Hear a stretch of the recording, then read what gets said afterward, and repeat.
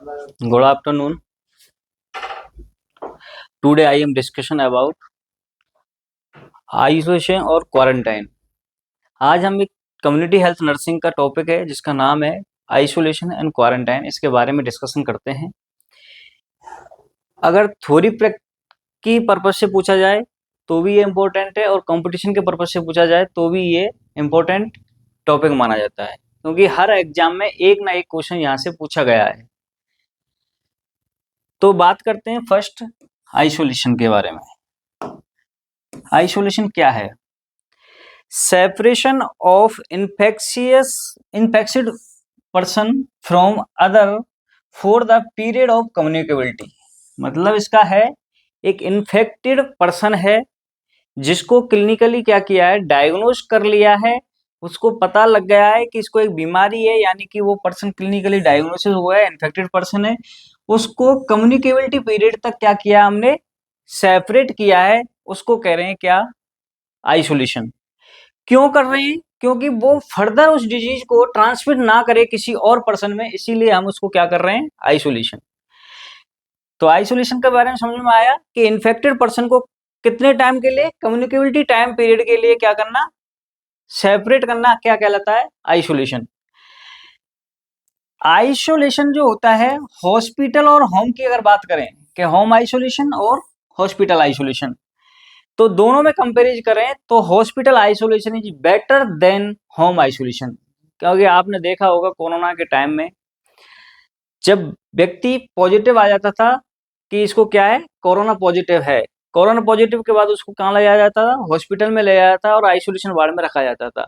तो हम कहते हैं, अगर पूछा जाए कि आइसोलेशन होम आइसोलेशन में और हॉस्पिटल आइसोलेशन में कौन सा बेटर है, तो बेटर की बात करेंगे तो हॉस्पिटल आइसोलेशन इज बेटर। इसके टाइप्स होते हैं कुछ।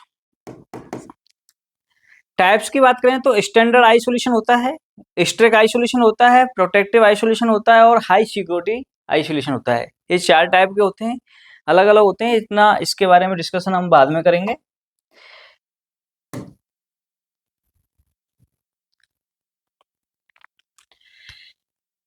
आइसोलेशन के अंदर ही नेक्स्ट हम बात करते हैं, आइसोलेशन इज नीडेड। मतलब है इसका कि आइसोलेशन किन किन डिजीज कंडीशनों के लिए जरूरी है, आइसोलेशन किन किन डिजीज या बीमारियों के लिए जरूरी है। इसमें आता है diphtheria, TB, herpes zoster, cholera, staphylococcal, pharyngitis, polio, leprosy और न्यूमोकोकल प्लेग। ये जो बीमारी है, ये जो डिजीज कंडीशन है, इन सब के लिए हमें आइसोलेशन रखना पड़ता है पर्सन को, जब बीमारी उसको हो जाती है।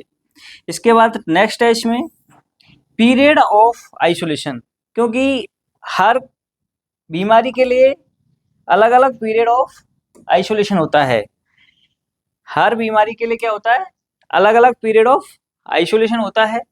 उस पीरियड ऑफ आइसोलेशन की बात करें तो कुछ बीमारियों का हमने यहाँ डिस्कशन किया हुआ है कि देख, जैसे बात करते हैं मीजल्स है, measles from onset of catarrhal stage through 3 day of rashes. इसका मतलब ये है कि जब हम मीजल्स की बात करते हैं तो मीजल्स को हम 3 स्टेज में पढ़ते हैं। उसकी फर्स्ट स्टेज होती है साइन एंड सिम्टम्स की, जिसको कहते हैं कैटरल स्टेज। कैटरल का मतलब होता है ऐसे साइन सिम्टम आते हैं जिनके बेस पे हम उसको आइडेंटिफाई नहीं कर पाते हैं, या रेस्पिरेटरी ट्रैक्ट से रिलेटेड कुछ सिम्टम्स आते हैं, उसको कहते हैं कैटरल स्टेज। जो मीजल्स के कैटरल स्टेज आते हैं उससे लेकर के 3 दिन ऑफ रेसेस के, मतलब 3 डे ऑफ रेसेस जब अपेयर्स हो जाता है मीजल्स कंडीशन के अंदर, तो उसके 3 दिन तक के टाइम पीरियड को क्या कर सकते हैं, वो आइसोलेट करता है। कोलेरा और डिप्थीरिया की अगर बात करें तो 3 day after tetracycline start until culture is negative. जब तक उसकी रिपोर्ट नेगेटिव नहीं हो जाएगी, आपने उसको ट्रीटमेंट स्टार्ट किया, ट्रीटमेंट स्टार्ट करने के बाद उसकी नेगेटिव रिपोर्ट नहीं हो जाएगी, उसके 3 दिन बाद तक क्या कर सकता है, वो इसको ट्रांसमिट कर सकता है। इन्फ्लुएंजा की बात करें, ऑनसेट आफ्टर 3 डेज, जब वो पॉजिटिव होगा, क्लिनिकली डायग्नोसिस हमने कर लिया उसको, तो उसके 3 दिन बाद तक वो कर सकता है। पोलियो की बात करें 2 वीक अडल्ट के अंदर और 6 वीक चिल्ड्रन के अंदर। अगर बच्चे को किसी को क्या हुआ है, पोलियो हुआ है, तो वो बच्चे में अगर बात कर रहे हैं हम तो 6 वीक तक उसको ट्रांसमिट कर सकता है। और यानी 6 वीक तक हम आइसोलेट करके रखते हैं उसको, और अडल्ट को हम 2 वीक तक या 2 वीक तक क्या करते हैं, आइसोलेट करते हैं। टीबी की अगर बात करें तो अंटिल 3 वीक ऑफ कीमोथेरेपी, एक टीबी का पेशेंट है, उसको कीमोथेरेपी चल रही है, तो उसको हम 3 वीक तक, जब कीमोथेरेपी उसके 3 वीक बाद तक क्या करना है, आइसोलेशन रखना है हमें। चिकन पॉक्स और हर्पेस जोस्टर की बात करें, अप टू 6 वीक तक उनसे तो किसी को बीमारी हुई और बीमारी हर्पेस जोस्टर पॉजिटिव होने के 6 डेज तक हमें क्या रखना है, उसको आइसोलेट रखना होता है। 6 डेज तक आइसोलेशन हमें हर्पेस जोस्टर में रखना है। कुछ कंडीशंस ऐसी होती हैं कि हमने उसको रखा, पेशेंट को आइसोलेट करके रखा पॉजिटिव होने के बाद में, लेकिन वो फेल हो जाता है। Isolation has failed in control disease. हम ये करते क्यों हैं, क्योंकि वो डिजीज को हमें कंट्रोल करना है, किन्हीं कारणों से वो क्या हो गया, आइसोलेशन हमारा फेल हो जाता है। तो वो कौन कौन सी डिजीज कंडीशन है जिनमें ज्यादातर चांसेस रहते हैं, मोस्ट प्रोबेबिलिटी रहती है कि इनमें ये हमारा जो आइसोलेशन है वो फेल होने के चांसेस रहते हैं। इसमें लेप्रोसी आता है, टीबी आता है, और ये एसटीडी है। एसटीडी क्या है, एसटीडी है। इन 3 कंडीशंस में हम मोस्टली हमारा चांसेस रहता है कि ये आइसोलेशन फेल हो जाता है।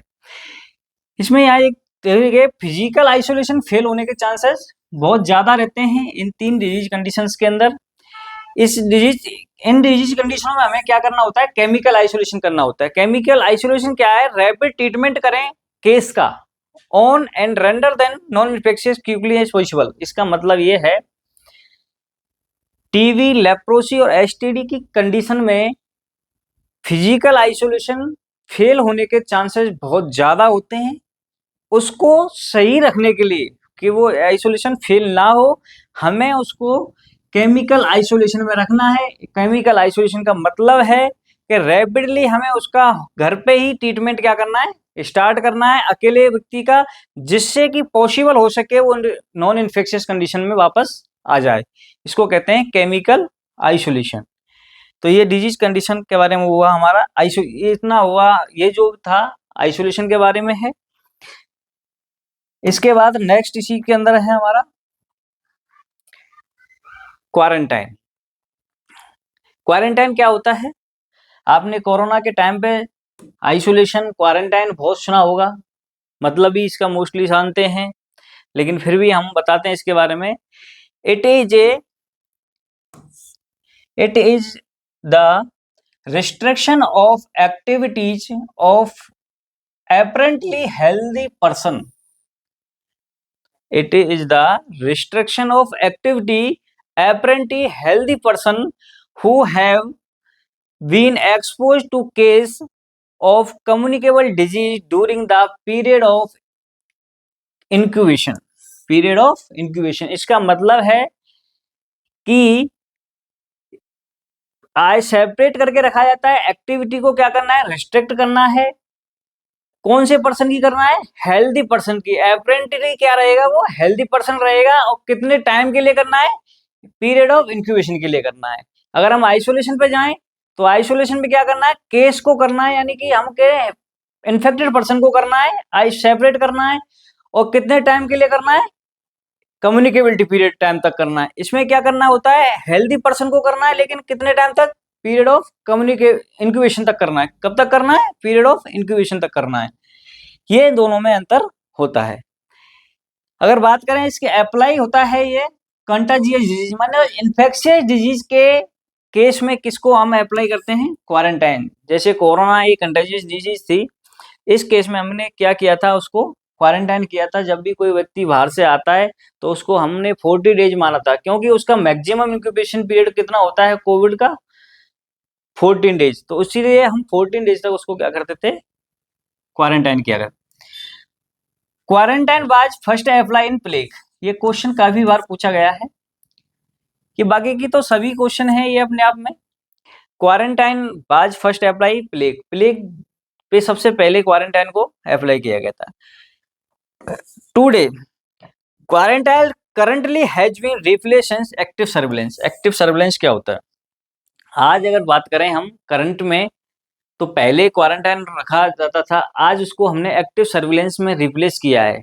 एक्टिव सर्विलेंस में क्या होता है कि हेल्थ टीम या हेल्थ वॉलेंटियर्स जो होते हैं, हेल्थ फैसिलिटी जो होती हैं, वो घर-घर जाती है। जब केस पॉजिटिव डिटेक्ट होता है तो उसके सराउंडिंग में क्या करते हैं, वो स्क्रीनिंग करते हैं, उसकी जाँचें करते हैं और केसों को निकाल-निकाल के लेके आते हैं, उसको कहते हैं एक्टिव सर्विलेंस। आजकल फोकस किया जा रहा है, बाकी की पहले भी इंडिया में होता था लेकिन कम होता था, आज भी इसको ध्यान में दिया जा रहा है बहुत ज़्यादा।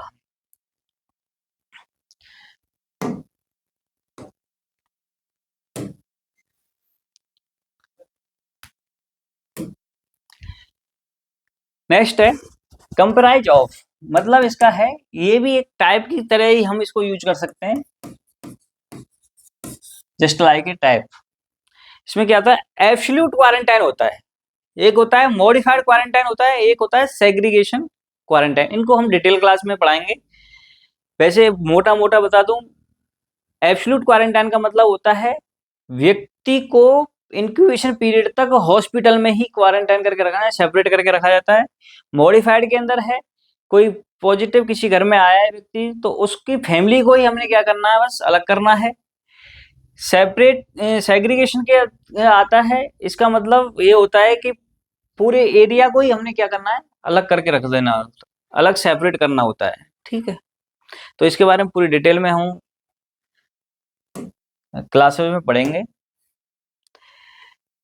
यहाँ हम ये समराइज किया गया पूरा जो क्वारंटाइन और आइसोलेशन है। इसमें लिखा हुआ डिफरेंस इन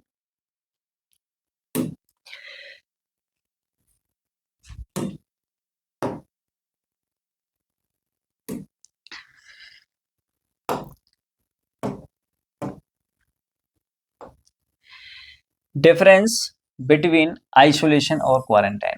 जो ऊपर जो पढ़ा था उसका सबका समराइज ये है।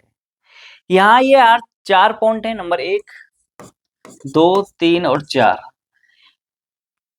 तो मिनिमम क्वेश्चन जो बनते हैं वो यहीं से हम इनको समझने की कोशिश करते हैं। एक तरफ हमने आइसोलेशन को रखा हुआ है, एक तरफ हमें क्वारंटाइन को। ये हमारा इंडिकेटर्स है कि सेपरेशन करना है हमें। सेपरेशन का मतलब अलग करना होता है। आइसोलेशन की अगर बात करें, आइसोलेशन में किसको सेपरेट किया जाता है, केस को। किसको किया जाता है, केस को, या हम कहें इन्फेक्टेड पर्सन को, या आप कहें पेशेंट को, जिसको हमने क्लिनिकली डायग्नोस कर लिया है, उसको जांच के द्वारा पता लग गया कि इसको कौन सी बीमारी है। ये पता लगाने के बाद हम उसको क्या करते हैं, आइसोलेशन करते हैं। इसी संदर्भ में बात करते हैं क्वारंटाइन की। क्वारंटाइन में क्या रहेगा, हेल्दी कॉन्टेक्ट ऑफ केस, मतलब क्या रहेगा, हेल्दी पर्सन। हेल्दी पर्सन, एक हेल्दी पर्सन है जो पहले से किसी पेशेंट के संपर्क में आया है, उसको क्या करते हैं, हम क्वारंटाइन करते हैं। या फिर हम कह सकते हैं इसको सस्पेक्टेड पर्सन कह सकते हैं। सस्पेक्टेड पर्सन कौन सा रहेगा, सस्पेक्टेड पर्सन रहेगा। ठीक है। डन फॉर, डन फॉर का मतलब है